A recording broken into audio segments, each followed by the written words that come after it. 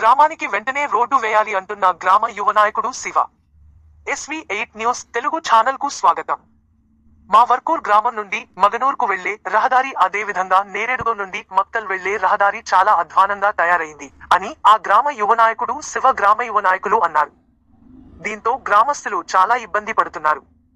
School పిల్లలు సైకిళ్లపై మాగనూర్ పాఠశాలలకు వెళ్తుంటే చాలా సార్లు కిందపడి చాలా గాయాలు అయ్యాయి.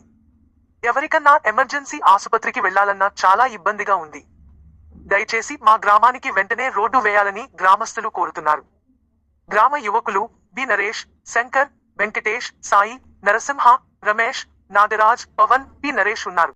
మానూరుకు వెళ్లే రహదారి, అదేవిధంగా నేడిగం నుండి మక్తల్కు వెళ్లే రహదారి చాలా అధ్వానంగా మారింది. ఎందుకంటే అప్పుడు చాలా టిప్పర్లు అవి తిరిగి మొత్తం రోడ్డు మొత్తం గలీజ్ అయింది.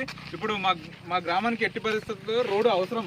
ఎందుకంటే పెద్ద పెద్ద గుంతలు ఉండే ఏమైనా అవసరం, ఎమర్జెన్సీ ఏమైనా హాస్పిటల్కి వెళ్ళాలన్నా కూడా చాలా ఇబ్బంది కలుగుతుంది.